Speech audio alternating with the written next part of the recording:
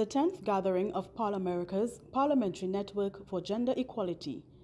Climate change poses a serious global threat that is increasingly being felt in many areas of the Americas and the Caribbean. All members of the population experience the impacts of climate change differently, but some groups, including women, are likely to experience compound levels of risk. These groups also tend to have unequal access to decision-making processes at all levels, which hinders their ability to contribute their knowledge and experience to climate-related planning, policy making, and implementation. ParlAmericas recently held its 10th gathering of the Parliamentary Network for Gender Equality under the rubric Gender-Responsive Climate Action. Parliamentarians can play a critical role in ensuring that their countries and legislators adopt a gender-responsive approach to climate action. This will help to ensure that entire populations are involved in and protected by efforts to understand and adapt to climate impacts. The Parliament channel sat down with Norma Cristina Cornejo, MP El Salvador, and Vice President Central America, Executive Committee of the Parliamentary Network for Gender Equality. How has El Salvador been implementing policies regarding gender-responsive climate action? El Salvador has very little legislation on climate change. We have been making some attempts at the level of the commissions, such as the approval of the water legislation, legislation on food sovereignty, but with regard to climate change, we don't have legislation on that front, and I think that's one of the great commitments that we'd like to make now following this encounter that took place in Trinidad and Tobago, this meeting, on our obligation to legislate on an issue that is so important and so urgent for all of us. How important are conferences like these? You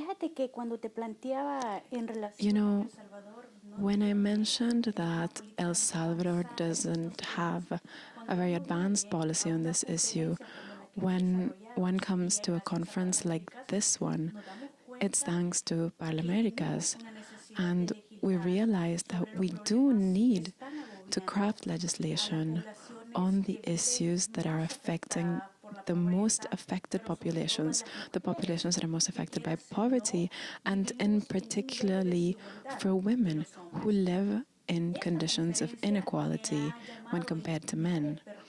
This conference has awakened an interest in me with regard to the confluence of climate change and gender. They're not separate issues, they're interconnected and interdependent.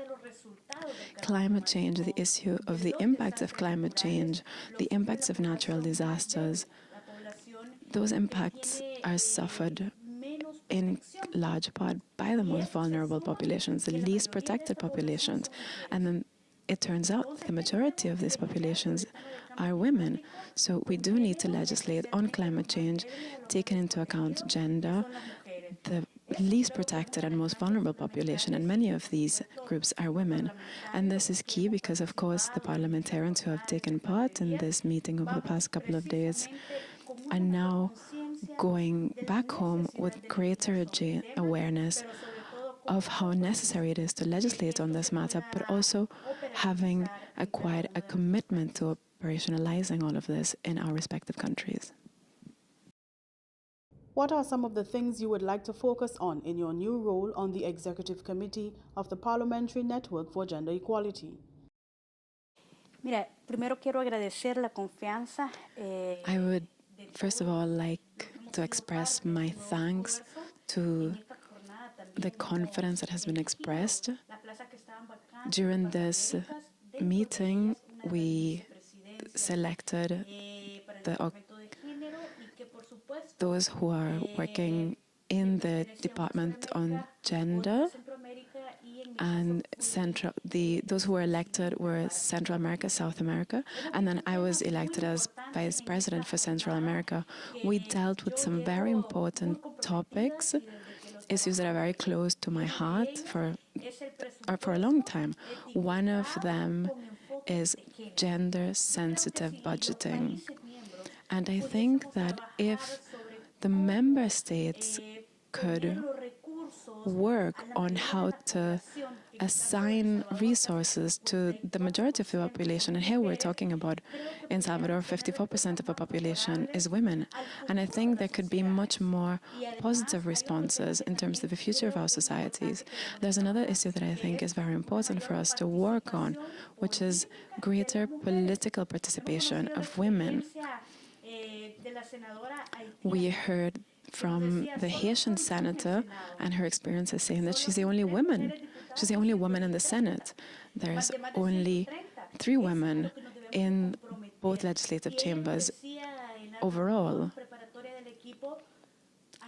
During the preparatory meeting for the team, she was asking us to help her build awareness of the need for women to participate in politics to a much greater extent.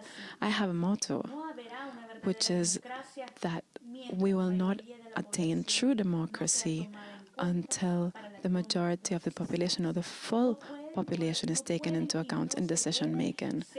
We cannot continue deciding on things on the basis of what people think women want. We need to participate in decision making and to be able to say what's affecting us, but also, and in particular, how we think that problems can be addressed. And this is a challenge for us, and a challenge that I'm going to be taking up over the next 2 years, and a challenge that I'm assuming as an individual and as a representative of the legislative body of El Salvador.